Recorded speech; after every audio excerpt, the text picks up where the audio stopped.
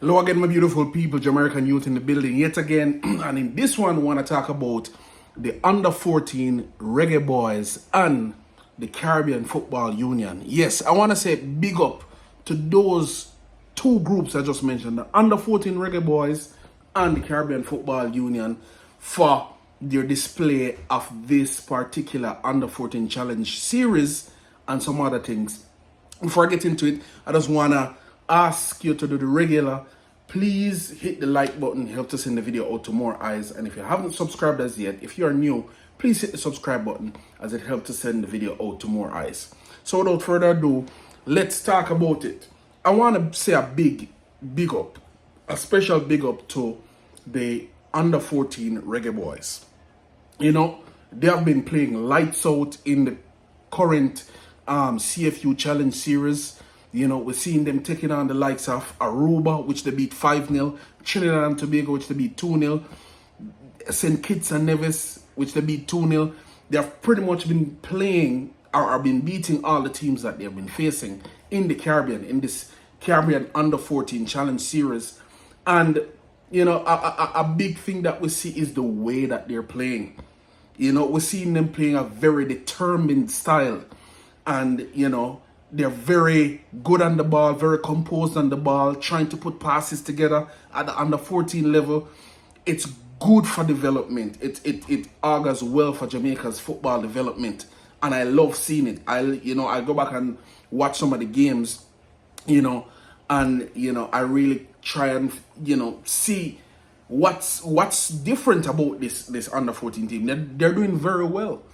The coach down there is Andrew Peart, who did a very good job with the I think it was the under 15s, with that group with Michael Forbes. I think it was last year. They reached the semifinals. That was a CONCACAF tournament. This is a Caribbean tournament now. But I really want to say kudos to the under 14 boys. Keep up the good work. Keep flying the Jamaican flag high.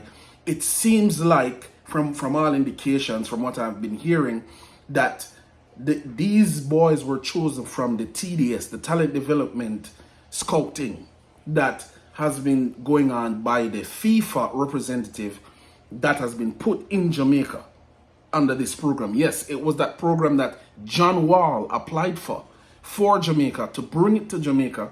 Now we have a FIFA coach in Jamaica working with the youngsters, and we can see some results.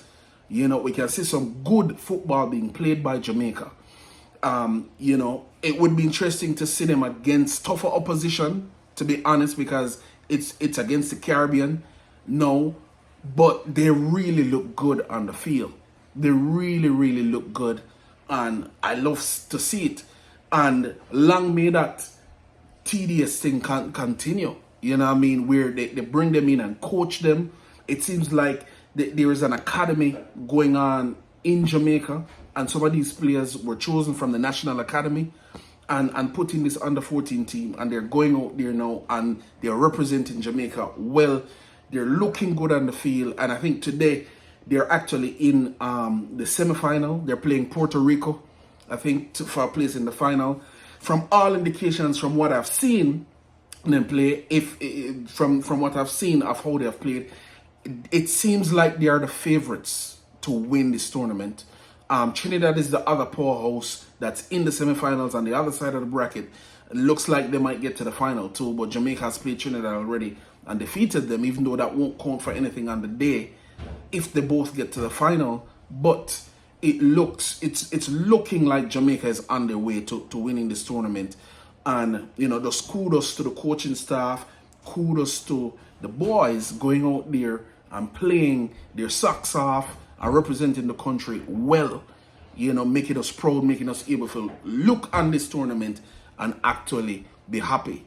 So, yeah, more want to say a big up to them, because, it seemed like that the National Academy that's been running is now paying some dividends, and we see some results. And so we hope that these boys continue to participate in the National Academy, and they can move on to represent Jamaica at a higher level. All right. So yes, big up to the coaching staff. Big up to to the under 14 boys. I also want to say big up to CFU, you know, the Caribbean Football Union, for putting on this tournament, and for aiding some development in the Caribbean, because this is going to help all of the youth teams. Youth development in the Caribbean now, you know, is something that is being, you know, taken seriously, and it gives these under 14 boys an opportunity to play against overseas opposition, so that by the time they get to the under 17 level, so they are not new to playing, you know, overseas, you know, opposition. Maybe that they would have been together since under 14, and some of those under 14 boys can matriculate into under 17 team, and now you have a strong team because you have a you know, a group of players that have been playing together for a while, and they can matriculate. And because you have the National Academy too, you can have a bunch of players. A National Academy with the TDS, you have a bunch of players that you can choose from, plus our diaspora, plus schoolboy football, etc., etc. You know, so I want to say kudos to the CFU. I also see the CFU doing some work with the Caribbean Shield.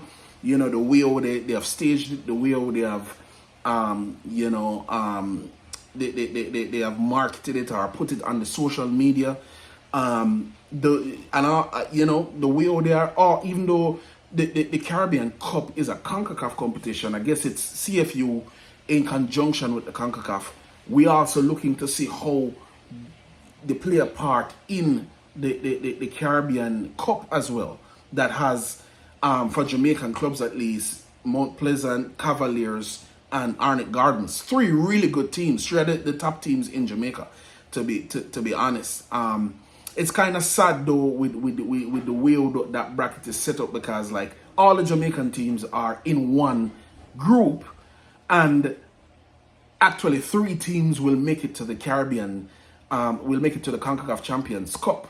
You know, and right now the Jamaican teams look like they're the strongest set of teams, but we might not, at best we might see only 2 teams in the CONCACAF Club Championships, because, you know, because we have 3 Jamaican teams in one group. It's not going to be possible for all 3 of them to make it to the semifinals. So that's the only downside to it. But we see the coverage that CFU is doing of that tournament, and I'm glad for it. And one of the reasons why I'm happy for it is because the CFU have been seemingly dormant for the longest while. There was a point when the CFU had a very strong voice in CONCACAF. It doesn't seem like they have as much or as strong of a voice in CONCACAF anymore. And so, you know, with them actually becoming active now, doing this under 14 tournament, covering the club tournaments, hopefully CONCACAF will see that. Hopefully more member associations in the Caribbean will become active, and we'll have a stronger voice in CONCACAF, because there are some things that are just not in the best interest of Caribbean teams. You look at stuff like the Gold Cup, for example, where it's played in the United States, but the Caribbean teams almost never get games that's in front of in cities where they have a lot of their fans. Like, for example, in New York or in Florida, where there's a lot of people from the Caribbean, in Connecticut. So if you have more representation from the Caribbean in CONCACAF, those are things that can be discussed, and better representation and better outcomes are created for the Caribbean teams in CONCACAF. But all in all, I just want to say again, big up to the under 14 Reggae Boyz. You guys are doing well, and I think you're going to win the tournament. And I want to say big up to CFU, the Caribbean Football Union, for staging the tournament, and just the work that you have been doing recently. Continue to do more of it. Continue to have more visibility in the space. And yeah, hopefully, eventually, Jamaica or the Caribbean will have much more of a voice in CONCACAF. All right, I'm going to leave it there. Until next time, everyone, on your way out, please hit the like button and the subscribe button. And until next time, take care of yourself, walk good, I'm out.